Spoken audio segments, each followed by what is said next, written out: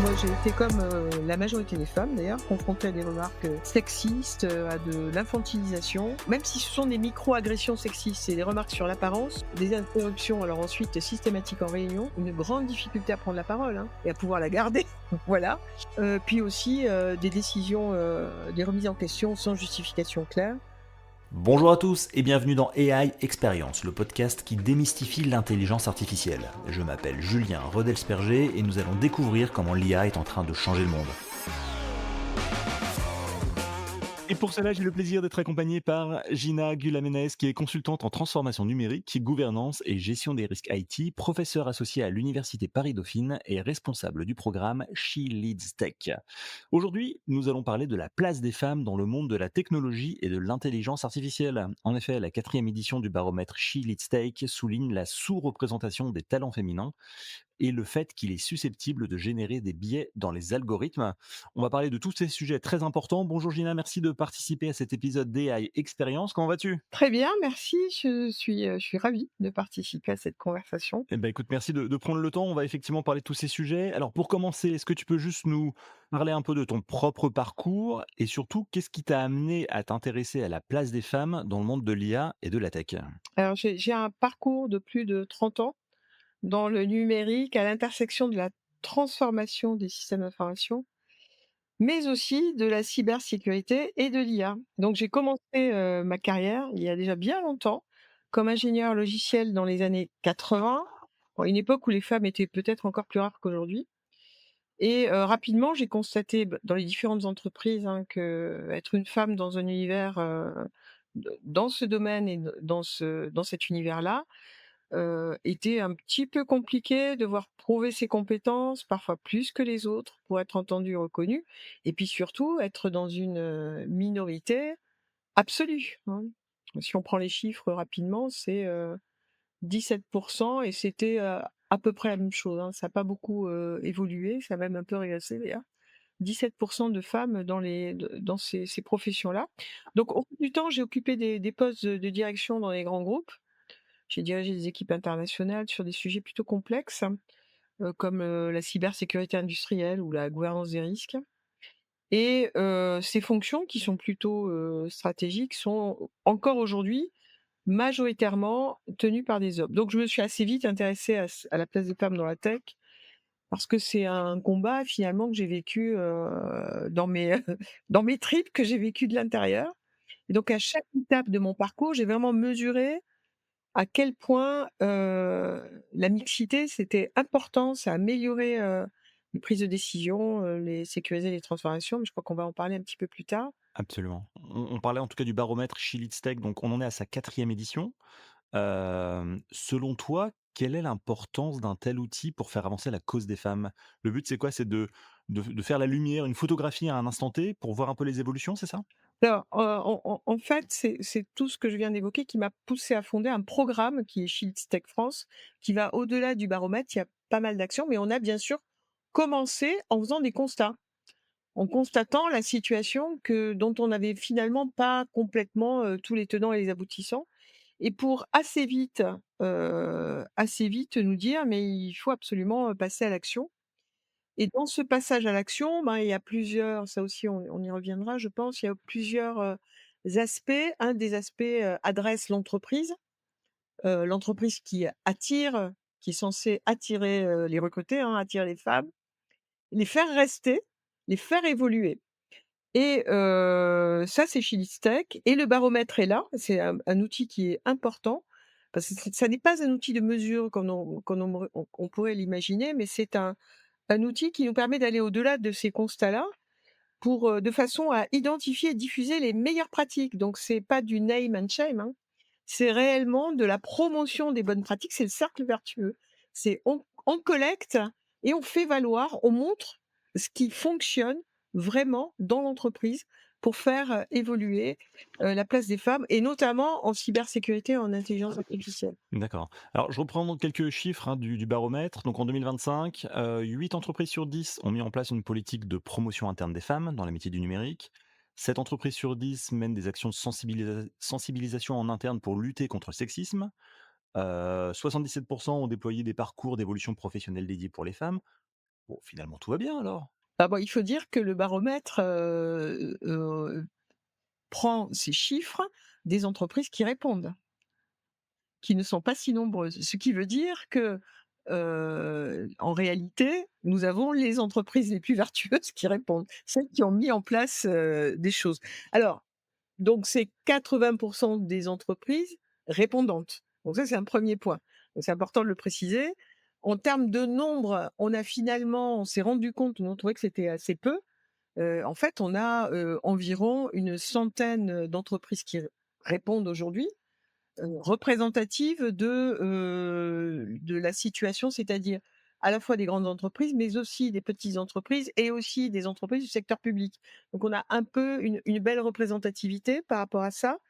Et par ailleurs, ce qu'on montre aussi au bout de cette 4e édition, c'est que et c'est ça qu'on cherche à identifier aussi, à mesurer, c'est sur quoi portent-elles leurs efforts? Et le premier baromètre, les entreprises ont plutôt porté leurs efforts sur des conditions internes, c'est-à-dire, la parentalité, les congés, paternels, et cetera. Ce genre de choses. Ça, c'était le premier baromètre et aujourd'hui, on se rend compte qu'elles ont réalisé et je pense que c'est aussi grâce à nous, que, l'attractivité est extrêmement important. Elles ne donnent pas envie, telles qu'elles sont, ces entreprises, de recruter, que ce soit des jeunes, hein, que ce soit des femmes, des jeunes femmes ou des jeunes hommes. Pas du tout et en réalité, en mettant en place et c'est ça où les jeunes générations aussi sont, extrêmement friandes de ça, c'est un vrai facteur, d'attractivité pour elles, c'est, inclusion, diversité, et puis aussi, RSE bien sûr, empreinte carbone et cetera. Ce qui est logique, c'est leur futur. Elles ont envie d'un futur qui leur corresponde et dans lequel elles puissent se projeter. Donc voilà, donc on se rend compte cette année et on est très content de ça, qu'elles ont commencé à mettre en place des annonces non genrées, des algorithmes, on va le voir tout à l'heure, un peu moins biaisés de recrutement, un petit peu moins biaisés qu'ils ne l'étaient jusque-là, et cetera. Donc c'est ça qu'on collecte en fait et pour donner envie aux autres entreprises de faire la même chose pour le bien de l'entreprise. Alors, j'ai une double question pour toi, Gina. En 30 ans dans le monde de la tech, comment est-ce que tu as vu les choses évoluer pour la place des femmes? Et ça ressemblait à quoi il y a 30 ans d'être une femme dans le monde de la tech? Alors ça commence, être une femme dans le monde de la tech il y a 30 ans, ça commence par des études d'abord il y a 30 ans, j'ai fait donc des études, scientifiques, donc le bac C, de l'époque. J'ai continué par un doc de maths et ensuite j'ai commencé les études d'ingénieur en informatique, qui démarraient, hein, complètement. Bon, 12 filles, 80 garçons. En terminale, j'étais dans une école de filles. Donc on ne sentait pas cet écart-là, cette difficulté. Voilà, elle n'était pas, visible, elle n'était pas lisible. Donc être une femme dans le monde de la tech, ça commence d'abord, au collège, lycée et cetera. Là où les filles sont plutôt meilleures en maths que les garçons et où elles ne sont pas du tout encouragées et c'était déjà le cas, à cette époque-là, elles ne sont pas du tout encouragées à continuer ces études-là et malheureusement, quand je dis que ça s'est dégradé, c'est que les réformes, d'il y a une petite dizaine d'années de l'éducation nationale, du lycée, n'ont pas du tout encouragé les filles, c'est l'inverse qui s'est produit. Donc on avait finalement une situation au début du tuyau, on appelle ça le tuyau percé, puisqu'on les perd au fur et à mesure qu'on avance. Si elles ont envie de continuer à faire des études, elles ne sont pas encouragées. Et ensuite, la réforme a encore dégradé cette situation-là. Et dans le recrutement, on se retrouve avec des annonces notamment genrées, on se retrouve avec des algorithmes biaisés, on se retrouve avec des recruteurs qui vont aller recruter des personnes qui leur ressemblent. C'est ça, il y a pas que les algorithmes qui sont biaisés. Il y a d'abord l'être humain qui l'est, voilà et donc cette situation-là, à part ce qui se passait à l'école, était encore pire quand j'ai commencé, et pourquoi? Bah, parce qu'il y avait un petit peu moins de il y avait pas MeToo, hein, déjà on a ça, la parole, la prise de parole, j'allais dire donc cette partie-là, la capacité à pouvoir, se confier, à pouvoir dire, les problèmes que pouvait poser le sexisme ordinaire, hein, celui que l'on a, tous les jours, au quotidien, dans l'entreprise, qui est terrible.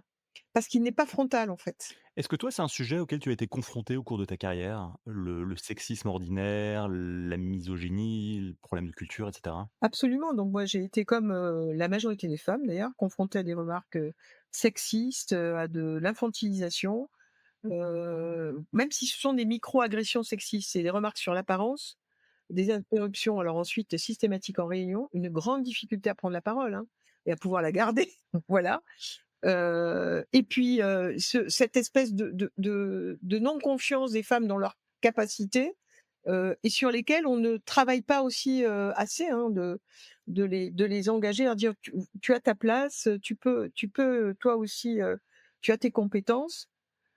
Puis aussi, des décisions, des remises en question sans justification claire. Et puis, des choix délibérés d'hommes sur des postes. J'ai un cas, hein, où je devais prendre un poste à Boston, aux États-Unis sur, et demandé par les Américains qui voulaient que j'y aille. C'est un homme qu'on a mis à ma place, sans aucune explication. Comment tu réagis? C'était quoi tes «armes» entre guillemets que tu as développées, pour naviguer dans ce contexte, qui t'était un peu hostile, tout simplement parce que tu étais une femme? Alors donc c'est clairement la définition de ce milieu, c'est milieu hostile, en fait, hein. Le milieu de la tech est identifié, étudié sous le terme milieu hostile, hein, donc clairement. Il y avait pas énormément de moyens, j'en ai utilisé un hier, pour tout te dire, hier matin, qui est celui d'une prise de parole construite, et j'allais dire, rationnelle au sens où justifiée, avec des chiffres, des études, référencées et cetera. Hier matin, j'ai fait une conférence sur femmes et IA. Nous étions à la tribune, 4 intervenants, 3 hommes et 1 femme. Bien. Et se produit à la tribune un des experts en IA qui, donc prend la parole d'une voix extrêmement péremptoire, ce qui est très souvent le cas malheureusement, avec des éléments inexacts, des chiffres inexacts, des explications, fausses, et puis à un moment donné, remarque sexiste.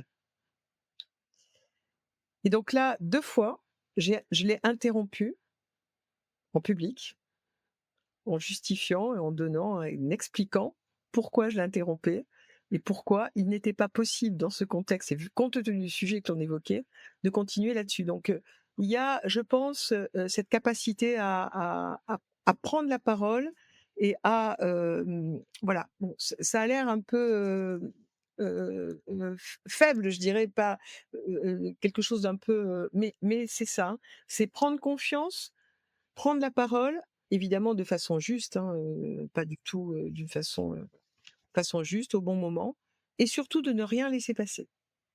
L'autre aspect, que je n'ai pas utilisé jusque-là, c'est, utiliser les instances qui aujourd'hui existent, qui vont permettre de porter, une remarque sexy. C'est la loi, hein. C'est, la loi qui, punit, les y compris les remarques sexistes. Malheureusement, alors ça, c'est un autre aspect à développer, donc qui n'est pas encore, clairement développé, c'est la connaissance de la loi. La connaissance de la loi sur cet aspect-là. Mais ça veut dire que toi, en tant que femme dans le monde de la tech, non seulement tu dois faire ton travail et sans doute apporter encore plus d'efforts pour te faire bien considérer par la gente masculine, mais en plus, tu as aussi quelque part un rôle d'éducation, de remettre les gens à leur place, de réexpliquer, de faire un peu de pédagogie. C'est quasiment une double journée de travail, dans ta journée de travail. Tout à fait, et d'ailleurs, il y a le soir où je suis intervenue pendant la conférence, j'étais épuisée, en fait, hein. Je me suis rendue compte que c'était une énorme énergie à dépenser, mais alors très honnêtement, ça vaut vraiment la peine de le faire. Ça vaut la peine. J'ai des participants qui sont venus à la fin de la conférence me disant: «Vous avez vraiment bien fait de le recadrer» à plusieurs reprises. Et ils n'ont pas eu le sentiment, ils ne sont je ne pense pas, j'espère pas, que c'était encore de l'hystérie féminine, parce que j'ai ça aussi. Ça pourrait être ça, je veux dire. Ça pourrait être mis sous l'étiquette, voilà, encore une femme qui n'est pas, voilà, qui réagit de façon un peu incontrôlée, hein, incontrôlable. Tu disais tout à l'heure, En gros, les filles sont plutôt meilleures dans les matières scientifiques à l'école, mais en revanche, elles sont beaucoup moins présentes dans le monde de l'entreprise. Qu'est-ce qui explique ce fait et pourquoi est-ce que, si je t'entends bien, les femmes ne s'intéressent pas ou peu ou moins aux carrières, ingénieurs, tech, IA et cetera? Alors il y a beaucoup de choses là dans cette, choses à dire sur cet aspect-là. Dans les études qui ont été, faites sur, puisque je travaille aussi avec, une chaire à Dauphine, la chaire UNESCO Femmes et Sciences, donc avec des chercheurs qui ont, des études, e extrêmement intéressantes sur ce sujet-là et surtout dans le milieu de l'éducation. La 1re des choses, c'est, toujours le stéréotype. Le fait que, aller vers un métier, informatique, scientifique. Alors, pour la cybersécurité, par exemple, c'est, le hacker en capuche et pour l'IA, c'est le développeur, très intelligent mais solitaire. Stéréotype, ça c'est le premier truc. Manque d'encouragement des parents, contrairement à alors, autre chose, hein, ça c'est aussi basé sur des faits, sur ma propre expérience. J'ai un master à Paris, Dauphine Paris, mais je l'ai aussi à Tunis et à Tunis, c'est l'inverse. Il y a beaucoup plus de filles, une majorité de filles, à Paris, majorité de garçons.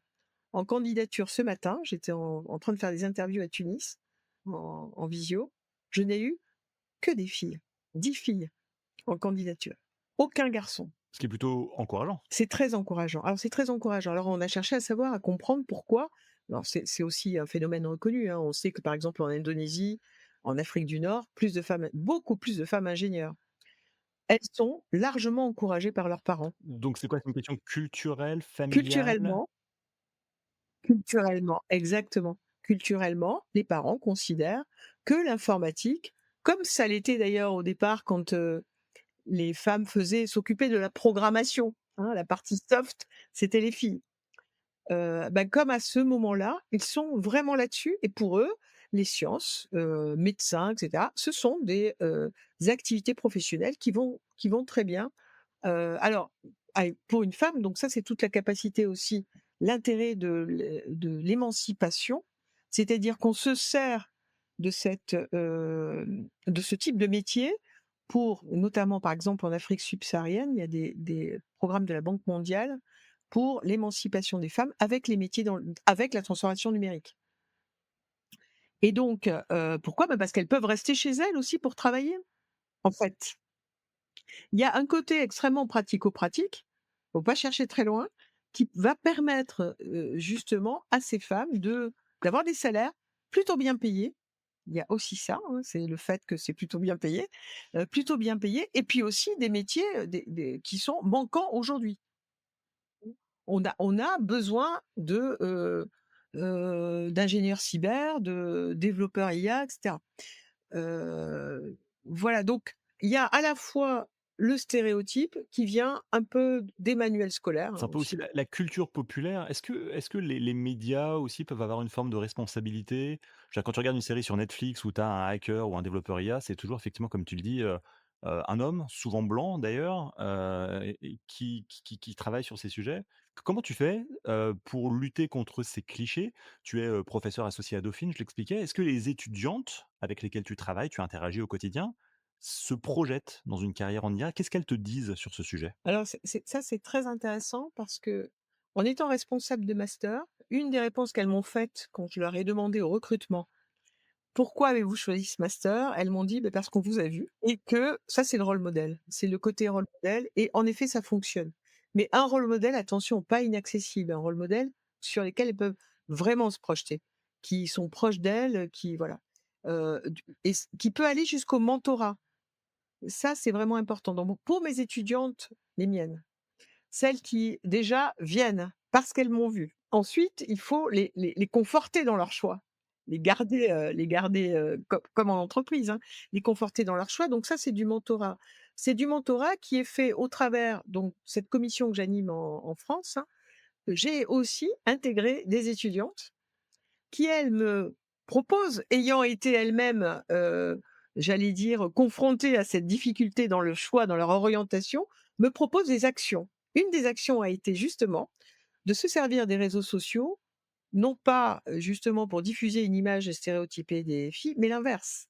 C'est-à-dire se servir des réseaux sociaux pour montrer que, il était possible d'abord, à quoi ressemblait le métier, d'audit, IA, data analyst, c'est quoi, et cetera. Bon, en 1 minute sur TikTok, donc elles ont fait un plan de com complet, avec des images fortes, par exemple d'influenceuses TikTok, il y en a quand même un certain nombre.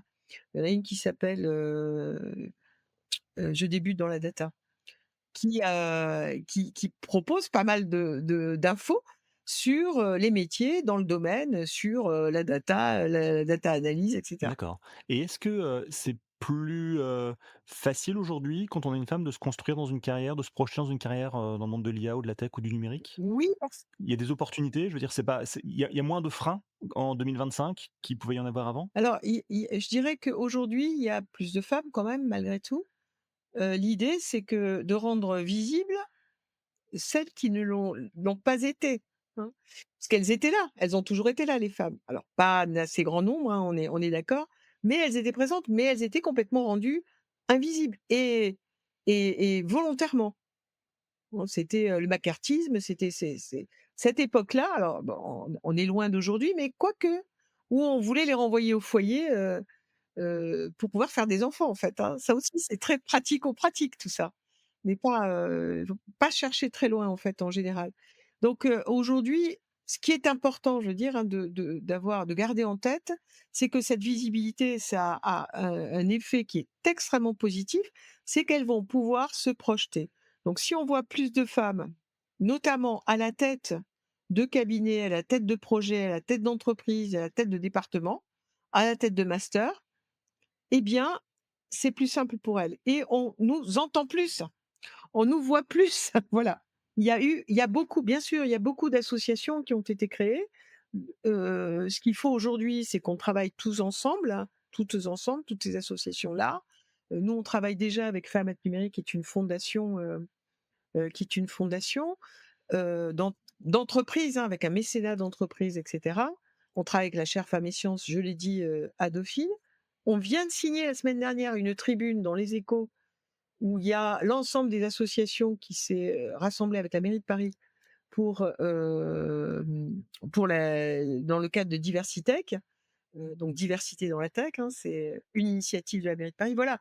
Donc je crois que l'idée aujourd'hui, c'est de nous renforcer en travaillant ensemble, en travaillant dans un vrai collectif, avec évidemment chacune nos identités, associatives ou d'entreprise ou de réseau, de femmes, voilà, mais ensemble. Gina, tu me disais, en préparant cette émission, que la sous-représentation des femmes dans le monde de l'IA peut générer des biais dans les algorithmes. Est-ce que tu peux donner quelques exemples concrets et expliquer justement ce principe-là? Oui, a absolument. Alors les biais, en fait, il y en a de 2 styles, de 2 types, qui sont liés à la technique, à la technologie en elle-même.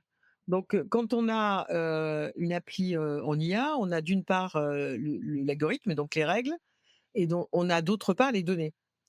Donc quand on construit la première fois un algorithme qui peut être, apprenant en fait, hein, qui va donc apprenant, ça veut dire qui va apprendre en fonction des données qu'on va lui donner, comme ChatGPT d'ailleurs, hein, par exemple. Ça veut dire quoi? Ça veut dire que je peux avoir des biais dans les règles, hein, en fonction des équipes de développement et 2, je peux avoir des biais, pardon, dans les données elles-mêmes, en fonction de l'histoire, de l'historique.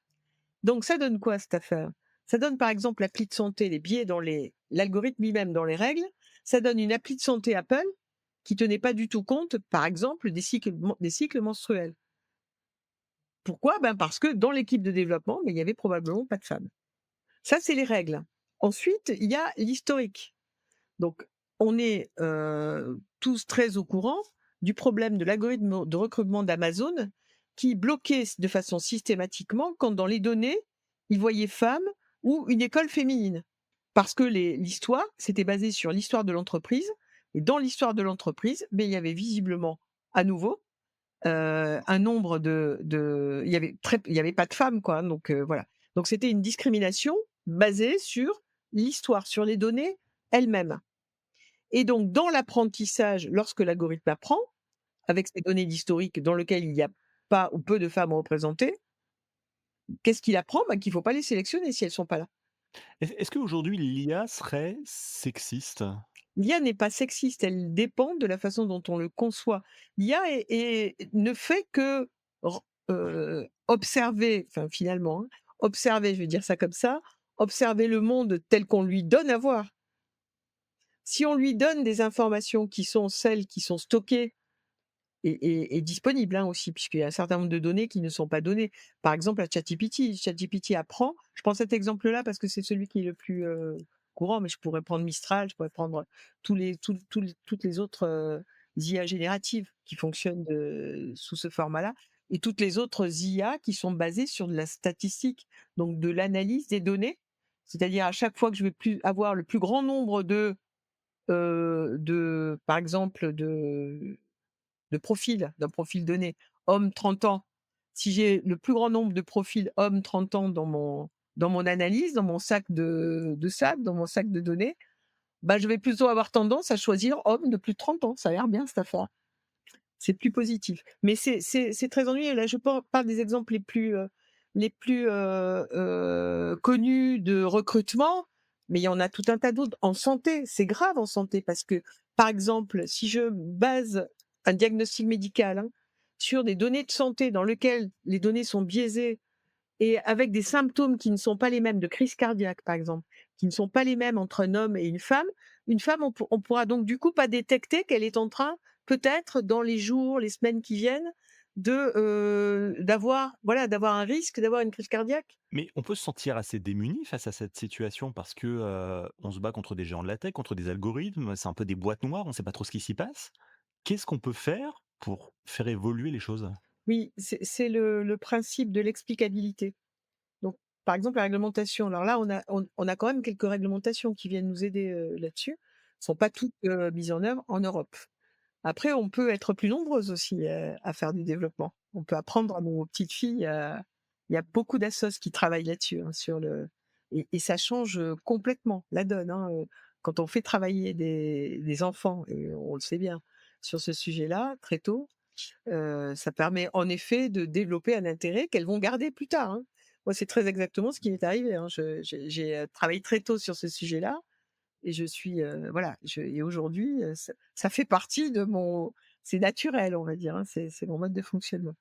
Donc il y a de la réglementation, le règlement, le RIA par exemple, en Europe, va, permettre de dire: «Ben voilà, quand j'ai une boîte noire, pas d'explicabilité, ça devient ou pas d'explication, transparence vis-à-vis de la façon dont l'algorithme prend ses décisions, ben ça représente un risque et je ne pourrais pas le mettre en œuvre, je ne pourrais pas l'utiliser».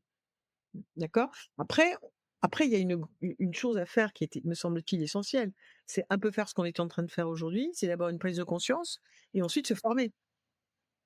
Se former, ça me paraît essentiel pour contribuer, femme ou homme, à la construction du monde de demain. Quand tu parles aux dirigeants d'entreprise, dirigeantes d'entreprise, même si elles sont moins nombreuses, qu'est-ce que ces personnes te disent sur ces sujets de la place de la femme dans le monde du numérique, de l'IA, de la tech?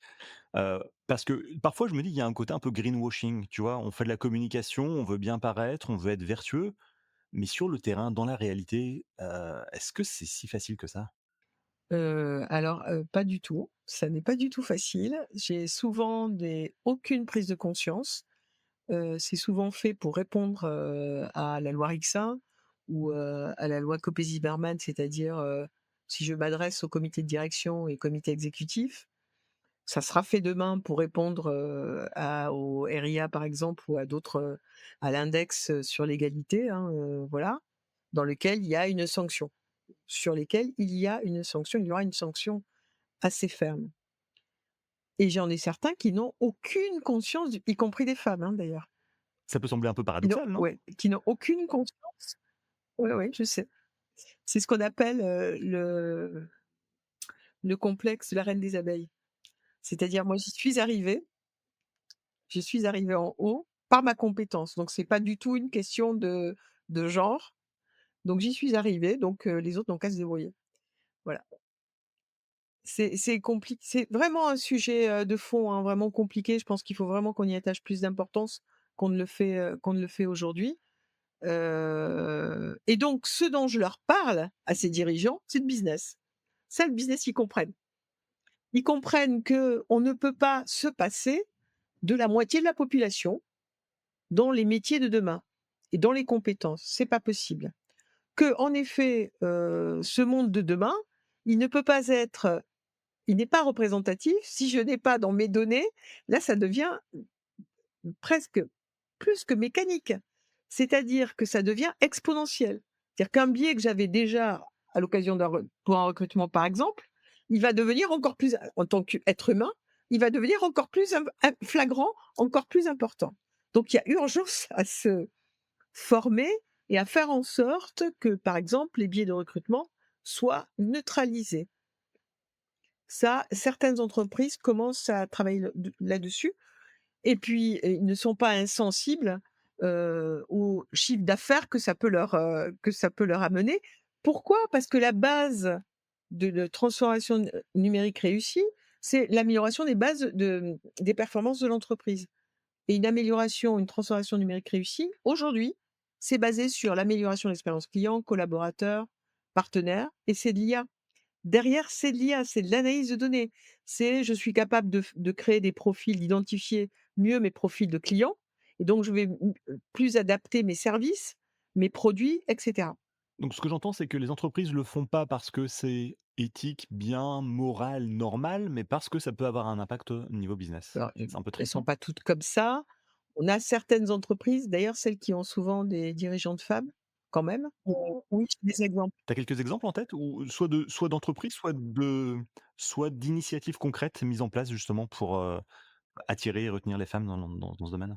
Si tu regardes les lauréats du baromètre, en fait, parce que le choix des entreprises lauréates qui ont le prix Elisabeth Moreno, qui reçoivent le prix Elisabeth Moreno, ces entreprises qu'on reçoit, alors elles remplissent le questionnaire, bien sûr, du baromètre, mais derrière, on les reçoit en jury à la fac, avec un jury à la fois académique et professionnel, pour savoir justement si c'est pas du greenwashing. Bon, donc ça, c'est un premier point, voir si elles ont mis en place réellement des indicateurs qui permettent de, pas uniquement d'avoir des pratiques, mais aussi de mesurer concrètes qui fonctionnent, hein, donc de mesurer l'évolution.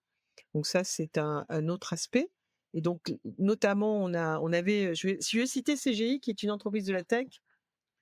CGI, alors il y a la tech, hein, donc on connaît les boîtes de la tech, mais quand même avec des initiatives extrêmement sympas, très simples, ça coûte pas beaucoup d'argent.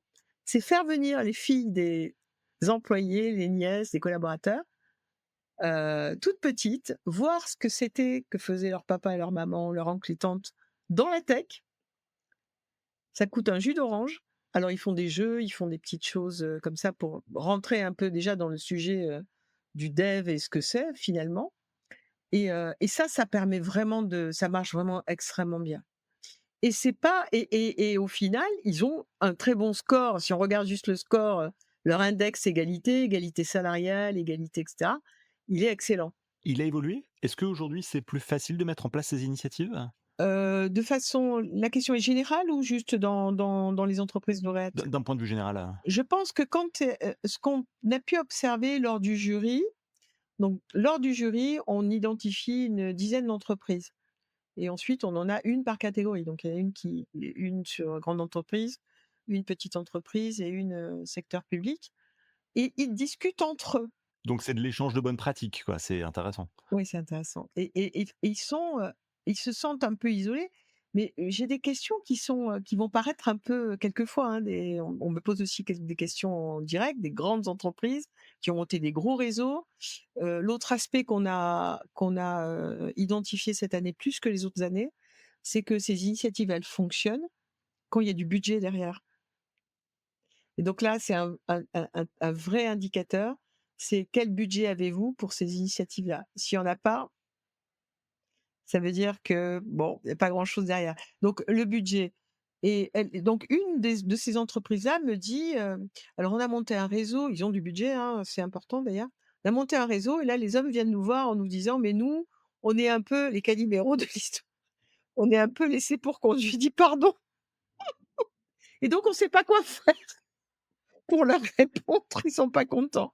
J'ai dit: «Bon, je pense que vous avez tous les arguments chiffrés pour dire que il y a une petite urgence sur les peut-être sur les femmes plutôt que du», voilà, donc c'est ça, c'est assez, curieux quelquefois. Si tu avais un conseil à donner aujourd'hui à une jeune femme qui hésite à s'orienter vers les métiers du numérique, de l'IA ou de la tech, qu'est-ce que tu lui dirais? Ah, je lui dirais, aie confiance, aie confiance. Prends Mais pas c'est pas facile d'avoir confiance quand, l'école, la culture, la famille, la société te met un peu des bâtons dans les roues, de manière consciente ou inconsciente. Ouais. Alors il faut aller vers, avec. C'est pour ça que le mentorat avec, des femmes de la profession est important. Il faut aller vers des milieux, des équipes qui sont, accueillantes, diversifiées, qui ont déjà ces valeurs-là. C'est pas possible en démarrant d'aller, changer, voilà, de faire de la confrontation et cetera. Donc de chercher, le confort, l'endroit où on sera le mieux, pour pouvoir faire valoir ses propres compétences, ses propres aptitudes dans ce milieu-là, en tout cas. Et il y en a, hein, il y a des entreprises qui sont vraiment bien mieux, comment dire? Loties que d'autres, ne serait-ce que celle du à nouveau du prix, il n'y a pas que le prix d'Iriette Moreno, il y a tout un tas d'autres prix, il y a tout un tas d'autres choses qui peuvent exister. Mais il faut vraiment aller ne pas chercher uniquement, le salaire et cetera. Il faut vraiment aller, sur ces, dans des espaces dans lesquels on sera le plus confortable possible. D'accord. On parlait de la situation en France, tu as une grosse expérience à l'international. Tu disais que dans certaines régions d'Afrique, la place de la femme serait mieux et plus valorisée, dans le domaine de l'IA, de la tech, du numérique. Si on prend un peu de hauteur, différentes régions du monde, Amérique du Nord, Asie ou reste de l'Europe, est-ce que la plupart de ces pays ont les mêmes problématiques? Les femmes ont les mêmes problématiques dans ce monde-là? Ou est-ce que tu vois des différences par région ou par continent? Alors ce que je peux observer, c'est que malheureusement dans les pays les plus industrialisés, là encore c'est, des études, hein, pays les plus industrialisés, c'est là où les femmes ont le plus de problèmes aujourd'hui D'accord, sur ce sujet-là.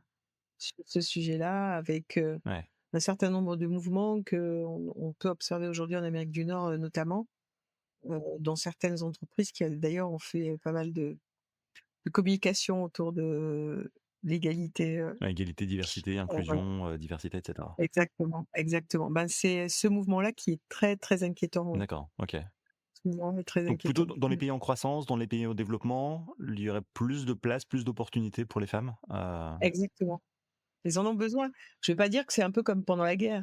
Les femmes ont pris des postes, parce qu'ils en avaient besoin. Il y avait pas le choix, quoi, hein. Les hommes étaient, pas là, ils étaient partis à la guerre et les femmes ont pris des postes, qu'elles ont dû rendre d'ailleurs ensuite. Ont pris des po beh, c'est un peu ça, ça me c'est un peu l'image qui me vient là. C'est que, il y a pas le choix, il faut, le pays se transforme, ils ont des ressources, ils sont en train de gagner, de s'émanciper en tant que pays. Et ben, ils émancipent aussi, toutes les ressources dont ils peuvent disposer. D'accord, parfait. Avant qu'on se quitte, Gina, peut-être un dernier mot pour, comment faire pour inciter les dirigeants d'entreprise à avoir plus de femmes? Est-ce que tu as un message clé à faire passer qui résume un peu notre conversation? Que ce soit pour les, étudiantes, les dirigeants, dirigeantes, travailleurs, travailleuses? Ils ont tout à gagner. Ils ont tout à gagner au sens, économique du terme, mais aussi au sens humain. Ils ont tout à gagner à ce que l'on travaille ensemble.